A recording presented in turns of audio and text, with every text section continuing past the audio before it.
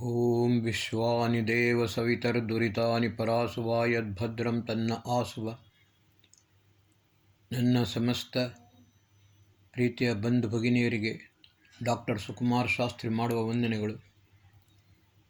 ಬಂಧುಗಳೇ, ವೇದದಲ್ಲಿ ಒಂದು ಬಹಳ ಸುಂದರವಾದ ಮಂತ್ರ ಬರುತ್ತದೆ. ಆಪೋ ಹಿಷ್ಟಾ ಮಯೋ ಭವಸ್ಥಾನ ಊರ್ಜೇ ದಧಾತನ ಮಹೇರಣಾಯ ಚಕ್ಷಸೆ. ಈ ಮಂತ್ರಕ್ಕೆ ಮಹರ್ಷಿ ಯಾಜ್ಞವಲ್ಕ್ಯರು ಶತಪಥ ಬ್ರಾಹ್ಮಣದಲ್ಲಿ 6 ಅರ್ಥವನ್ನು ಮಾಡಿದ್ದಾರೆ. ಮಹರ್ಷಿ ದಯಾನಂದ ಸರಸ್ವತಿಯವರು ಯಜುರ್ವೇದ ಭಾಷ್ಯದಲ್ಲಿ 1 ಅರ್ಥವನ್ನು ಮಾಡಿದ್ದಾರೆ.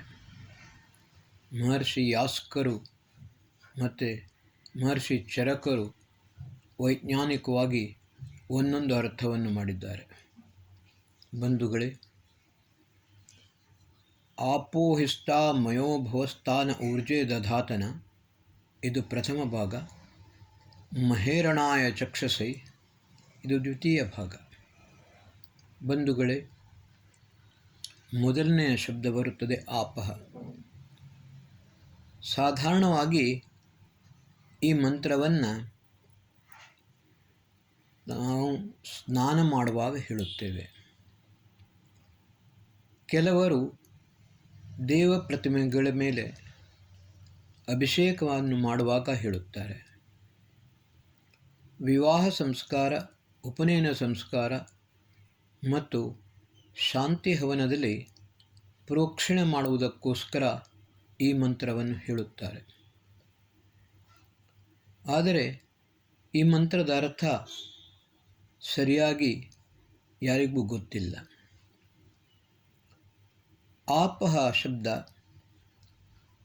ಆಪೋಹಿಷ್ಟ. ಆಪ ಅಂದರೆ ಅದಕ್ಕೆ 6 ಅರ್ಥಗಳನ್ನು ಮಾಡಿದ್ದಾರೆ. ಆಪೋ ವೈ ಬ್ರಹ್ಮ, ಆಪೋ ವೈ ಪ್ರಾಣ, ಆಪೋ ವೈ ಕರ್ಮ, ಆಪೋ ವೈ ಬಲಂ, ಆಪೋ ವೈ ಯೋಷ, ಆಪೋ ವೈ ಜಲಂ. ಆಪ್ನೋತಿ ವ್ಯಾಪ್ನೋತಿ ಚರಾಚರಂ ಜಗದ್ ಇತಿ ಆಪಃ. ಸರ್ವವ್ಯಾಪಕ ಸರ್ವಾಂತರ್ಯಾಮಿಯಾದ ಪರಮಾತ್ಮ. ಎರಡನೆಯದಾಗಿ ಬರ್ತದೆ ಆಪೋ ವೈ ಪ್ರಾಣ. ಪಂಚಪ್ರಾಣ, ಪ್ರಾಣ ಅಪಾನ ವ್ಯಾನ ಉದಾನ ಸಮಾನ. ಪಂಚ ಉಪಪ್ರಾಣ, ನಾಗ ಕೂರ್ಮ ಕೃಕಲ ದೇವದತ್ತ ಧನಂಜಯ. ಮೂರನೆಯದಾಗಿ ಅರ್ಥ ಬರುತ್ತದೆ ಆಪೋ ವೈ ಕರ್ಮ. ಬಂಧುಗಳೇ, ಒಂದೊಂದಾಗಿ ನೋಡೋಣ. ಮೊದಲು ನಾವು ಸರ್ವವ್ಯಾಪಕ ಸರ್ವಾಂತರ್ಯಾಮಿಯಾದ ಪರಮಾತ್ಮನನ್ನು ಪ್ರಾರ್ಥಿಸುತ್ತೇವೆ. ಭಗವಂತ ಎಲ್ಲ ವಿಧದಲ್ಲಿ ಪ್ರತಿಯೊಂದು ಕ್ಷಣದಲ್ಲಿಯೂ ನಮ್ಮ ಸರ್ವತೋಮುಖ ಅಭಿವೃದ್ಧಿಯನ್ನು ಮಾಡುತ್ತಾ ಸರ್ವ ವಿಧದಲ್ಲಿಯೂ ರಕ್ಷಣೆಯನ್ನು ಮಾಡುವಂತ, ಅದರೊಂದಿಗೆ ನಮ್ಮ ಪಂಚಪ್ರಾಣಗಳು ಮತ್ತು ಪಂಚ ಉಪಪ್ರಾಣಗಳು, ಇದರಲ್ಲಿ ಈ ಪ್ರಾಣಶಕ್ತಿ ಸದಾಕಾಲ ಇರಲಿ.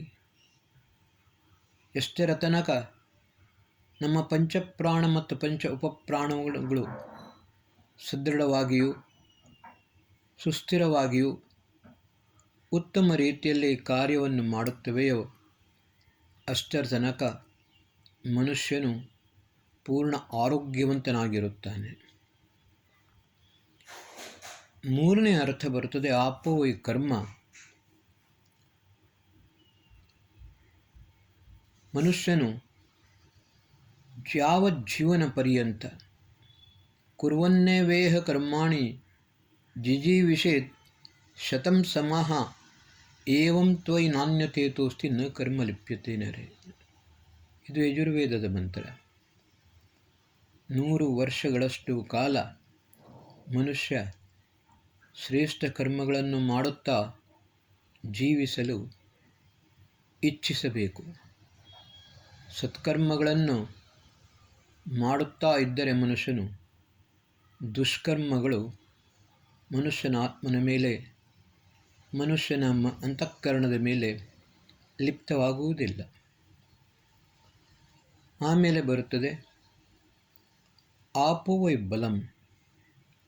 ಪ್ರತಿಯೊಬ್ಬ ಮನುಷ್ಯನಿಗೆ ಶಾರೀರಿಕ ಬಲ, ಮಾನಸಿಕ ಬಲ ಮತ್ತು ಆತ್ಮಿಕ ಬಲ, ಈ 3 ಬಲಗಳು ಇರಬೇಕು. ಜನ್ಮ ಜನ್ಮಾಂತರಗಳಲ್ಲಿ ಹಲವಾರು ಸತ್ಕರ್ಮಗಳನ್ನಾಗಲಿ ದುಷ್ಕರ್ಮಗಳನ್ನಾಗಲಿ ಮನುಷ್ಯನು ಮಾಡುತ್ತಾನೆ.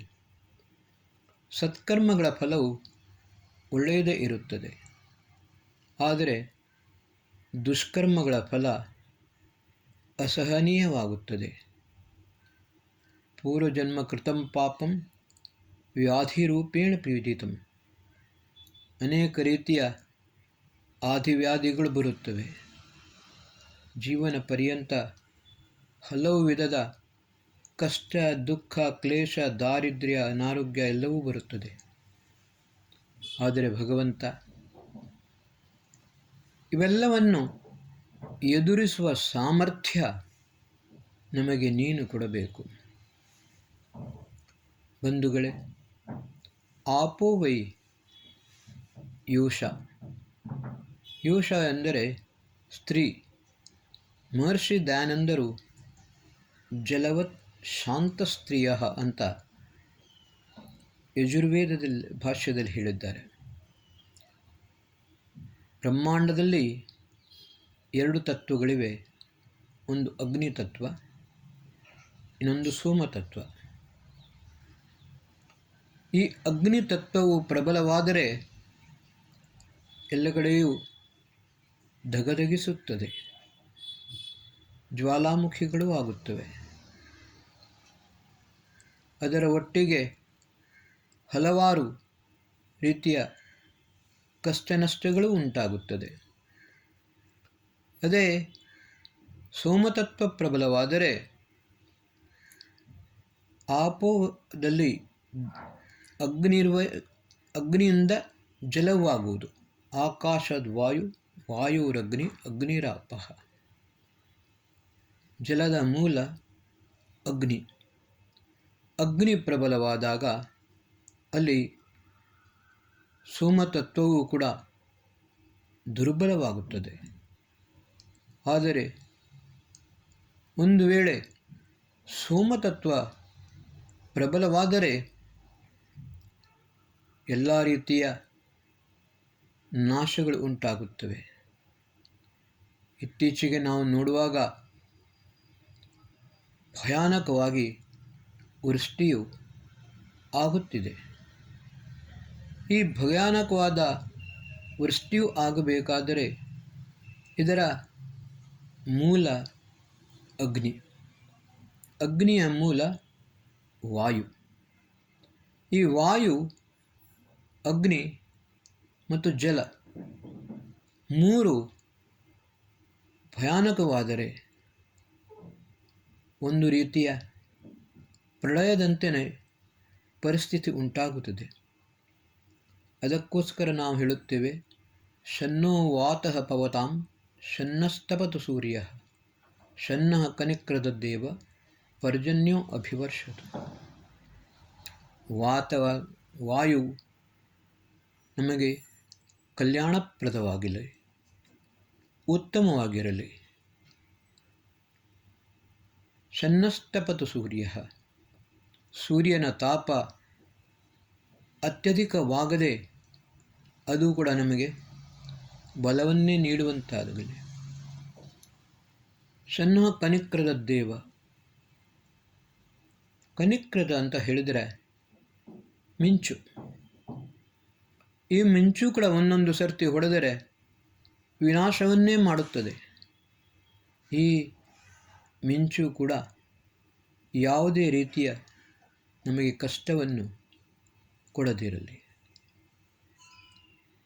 ಪರ್ಜನ್ಯೋ ಅಭಿವರ್ಷತು. ಈ ಮೋಡಗಳು ನಮಗೆ ಅನುಕೂಲಕರವಾದ ರೀತಿಯಲ್ಲಿ ವೃಷ್ಟಿಯನ್ನು ಮಾಡಲಿ.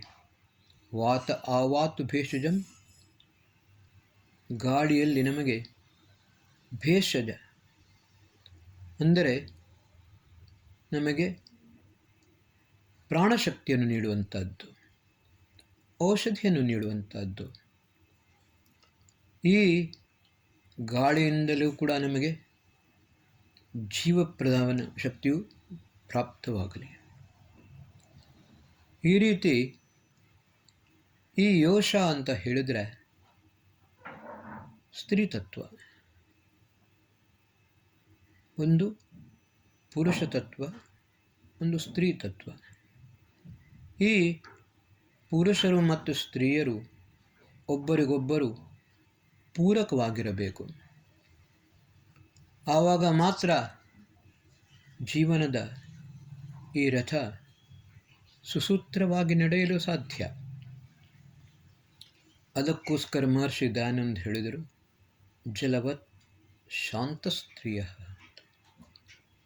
ಯಾವ ರೀತಿ ಜಲವು ಶಾಂತವಾಗಿರುತ್ತದೆ, ಕುಡಿಯಲು ನಮಗೆ ಆಹ್ಲಾದಕರವಾಗುತ್ತದೆ, ಅದೇ ರೀತಿ ಸ್ತ್ರೀಯರು ಪುರುಷರನ್ನು ಸಮಾನವಾಗಿ ಉತ್ತಮ ರೀತಿಯಲ್ಲಿ ಶಾಂತ ರೀತಿಯಲ್ಲಿ ಇಳಿದು ಸಮರ್ಥರಾಗುವಂತಾಗಬೇಕು. ಎಷ್ಟರ ತನಕ ಈ ಸೃಷ್ಟಿಯು ಮಾತೃ ಪ್ರಧಾನವಾಗಿತ್ತೋ ಅಷ್ಟರ ತನಕ ಇದು ಸ್ವರ್ಗತುಲ್ಯವಾಗಿತ್ತು. ಆದರೆ ಯಾವಾಗ ಪುರುಷ ಪ್ರಧಾನವಾಯಿತೋ ಆವಾಗ ಈ ಸೃಷ್ಟಿಯು ನರಕವಾಯಿತು. ಆದ ಕಾರಣ ಆಪೋ ಯೋಷಃ, ಸ್ತ್ರೀಯರು ನಮ್ಮನ್ನು ರಕ್ಷಿಸುವವರಾಗಬೇಕು. ಆಪೋ ವೈ ಜಲಂ, ಈ ಜಲ ಎಲ್ಲರಿಗೂ ಗೊತ್ತು. ಈ ಜಲವೂ ಕೂಡ ನಮಗೆ ಕಲ್ಯಾಣಕರವಾಗಲಿ, ದೂಷಿತವಾಗಬಾರದು.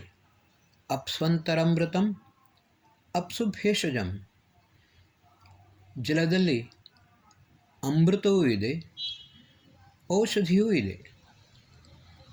ಯಾವಾಗ ಪರಿಶುದ್ಧವಾದ ಜಲವು ನಮಗೆ ಲಭ್ಯವಾಗುತ್ತದೆ ಅದು ನಮಗೆ ಅಮೃತವಾಗುತ್ತದೆ. ಅದಕ್ಕೆ ಹೇಳಿದರು ಜಲವೇ ಜೀವನ ಅಂತ. ಮತ್ತು ಅಪ್ಸು ಭೇಷಜಂ, ಜಲದಲ್ಲಿ ಔಷಧೀಯ ಗುಣಗಳಿವೆ. ಜಲಚಿಕಿತ್ಸೆಯ ಮೂಲಕವೇ ಹಲವಾರು ರೋಗಗಳನ್ನು ಗುಣಪಡಿಸಲು ಸಾಧ್ಯವಿದೆ ಎಂದು ನಾನು ಈ ಮೊದಲಿನ ಎಪಿಸೋಡ್ಗಳಲ್ಲಿ ಹೇಳಿದ್ದೇನೆ. ಈ ರೀತಿ ಆಪೋಹಿಸ್ತ ಮಯೋಭವಸ್ಥ, ಪರಮಾತ್ಮ ಸರ್ವವ್ಯಾಪಕ ಸರ್ವಾಂತರ್ಯಾದ ಪರಮಾತ್ಮ ನಮಗೆ ಪ್ರಾಣಶಕ್ತಿಯನ್ನು ನೀಡು, ಶಾರೀರಿಕ ಮಾನಸಿಕ ಆತ್ಮಿಕ ಬಲವನ್ನು ನೀಡು,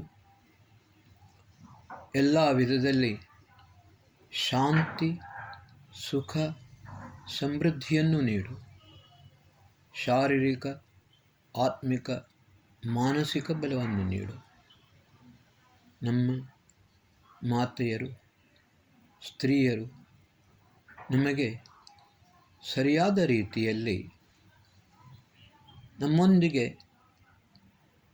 ಸರಿಯಾದ ರೀತಿಯಲ್ಲಿ ಜೋಡಿಕೊಂಡು ಈ ಪರಿವಾರ ಸುಖಮಯವಾಗಲಿ. ಈ ರೀತಿ ಆಪೋಹಿಸ್ತ ಮಯೋಭವಸ್ಥ, ಮಯ ಇತಿ ಸುಖನಾಮ, ಮಯ ಇತಿ ಶಾಂತಿನಾಮ. ಸುಖ ಶಾಂತಿ ಸಮೃದ್ಧಿಯನ್ನು ಪರಮಾತ್ಮ ಎಲ್ಲರಿಗೂ ಕೂಡ ಸರ್ವ ರೀತಿಯಲ್ಲಿ ಪ್ರದಾನ ಮಾಡು.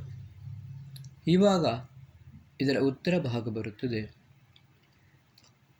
ನ ಊರ್ಜೆ ದಧಾತನ, ಊರ್ಜೆ ಅಂದರೆ ಶಕ್ತಿ. ನಮಗೆಲ್ಲರಿಗೂ ಶಕ್ತಿಯನ್ನು ಪರಮಾತ್ಮನು ನೀಡಬೇಕು.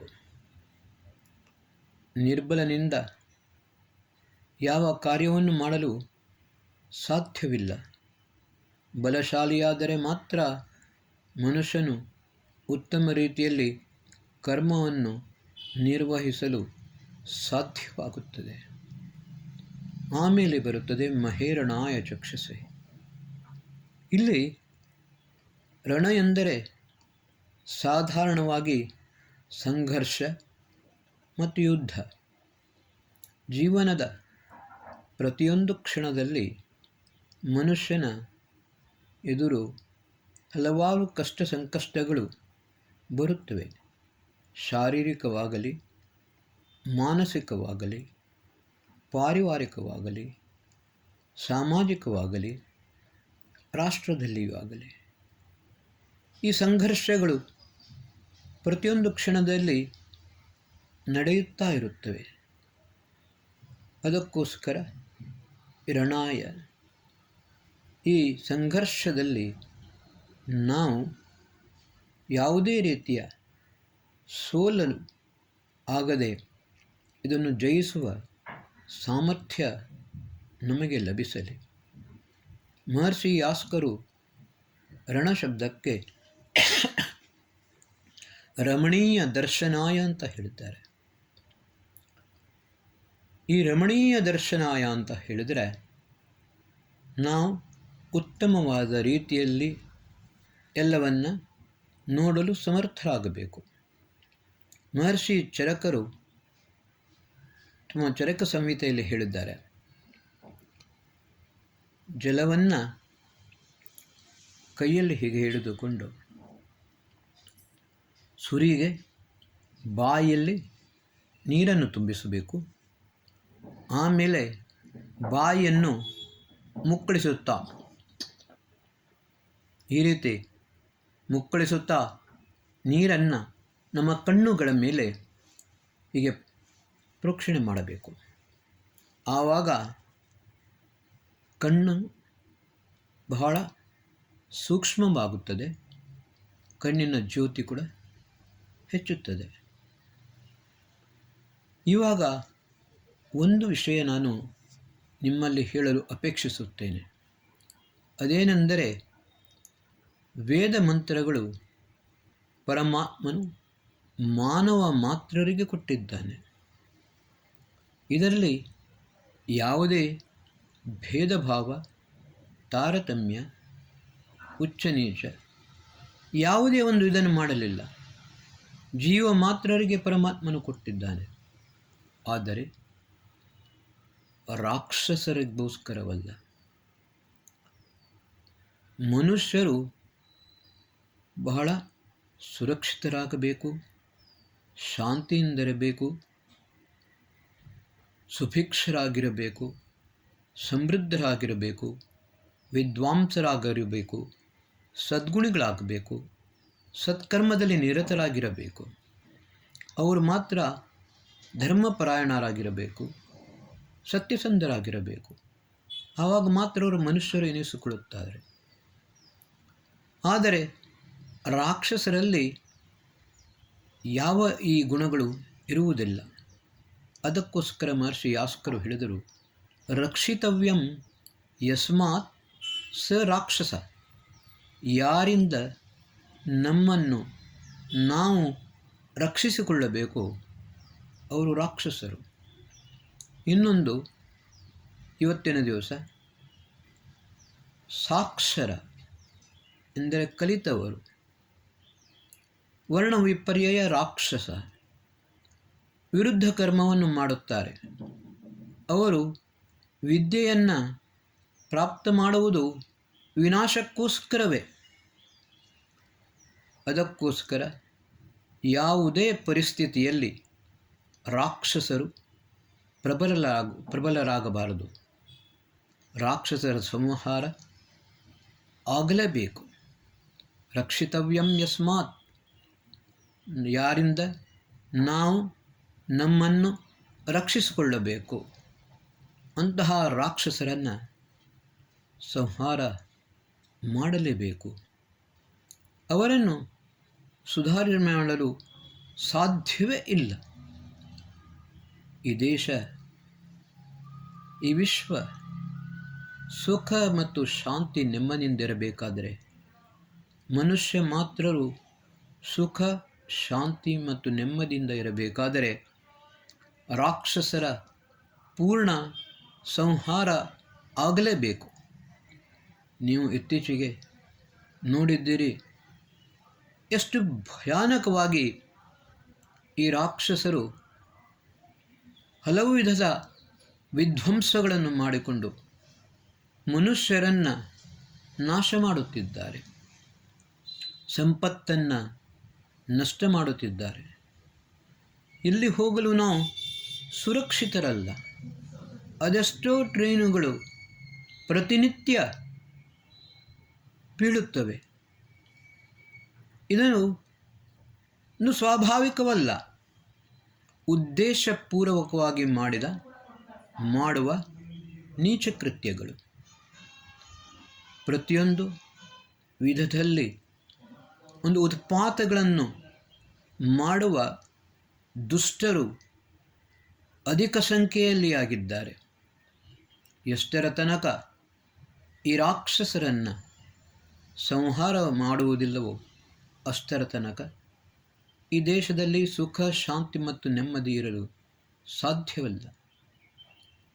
ದುರ್ಭಾಗ್ಯವಶಾತ್ ಇಂಥವರನ್ನೇ ಆರಿಸಿಕೊಂಡು ಜನಪ್ರತಿನಿಧಿಗಳನ್ನಾಗಿ ಮಾಡಿ ಲೋಕಸಭೆ, ರಾಜ್ಯಸಭೆ, ವಿಧಾನಸಭೆಗಳಲ್ಲಿ ಕೂಡ ಜನರೇ ಗಳಿಸಿದ್ದಾರೆ. ಅದಕ್ಕೆ ಕೃಷ್ಣ ಹೇಳಿದ, ಅವಶ್ಯಮೇವ ಭೋಕ್ತವ್ಯಂ ಯತ್ಕರ್ಮ ಶುಭಾಶುಭಂ. ನೀನು ಮಾಡಿದ ಕರ್ಮ ಅದು ಶುಭವಾಗಲಿ ಅಶುಭವಾಗಲಿ ಅದರ ಫಲವನ್ನು ನೀನೇ ಅನುಭವಿಸಬೇಕು. ಬಂಧುಗಳೇ, ಯಾವುದೇ ಒಂದು ಕ್ಷುಲ್ಲಕ ಸ್ವಾರ್ಥಕ್ಕೋಸ್ಕರ ನೀಚರನ್ನು, ದುಷ್ಟರನ್ನು, ಭ್ರಷ್ಟರನ್ನು, ರಾಕ್ಷಸರನ್ನು ಆರಿಸಿ ಲೋಕಸಭೆಗೆ ಕಳುಹಿಸಿದ್ದಾರೆ, ರಾಜ್ಯಸಭೆಗೆ, ವಿಧಾನಸಭೆಗೆ ಕಳುಹಿಸಿದ್ದಾರೆ. ಅವರ ನೇತೃತ್ವದಿಂದ, ಅವರ ಪ್ರೋತ್ಸಾಹದಿಂದ, ಅವರ ಸಹಾಯದಿಂದ ಜನರು ಅತ್ಯಧಿಕ ಸಂಖ್ಯೆಯಲ್ಲಿ ಉತ್ಪಾತವನ್ನು ಮಾಡುತ್ತಿದ್ದಾರೆ. ಇದನ್ನು ನಾವು ನಿಗ್ರಹಿಸಬೇಕು. ಪ್ರತಿಯೊಬ್ಬ ಹಿಂದೂ ಸುರಕ್ಷಿತನಾಗಿರಬೇಕು, ತನ್ನ ಸಾಮರ್ಥ್ಯವನ್ನು ಬಲಪಡಿಸಬೇಕು, ಸುಸಂಘಟಿತನಾಗಬೇಕು. ಒಬ್ಬರು ಇನ್ನೊಬ್ಬರಿಗೆ ಸಹಾಯವನ್ನು ಮಾಡುತ್ತಾ ಒಬ್ಬರು ಇನ್ನೊಬ್ಬರಿಗೆ ಪೂರಕರಾಗಿರಬೇಕು. ಆವಾಗ ಮಾತ್ರ ಈ ದೇಶ, ಈ ವಿಶ್ವ ಸುರಕ್ಷಿತವಾಗಿರಲು ಸಾಧ್ಯ. ಓಂ ಶಾಂತಿ.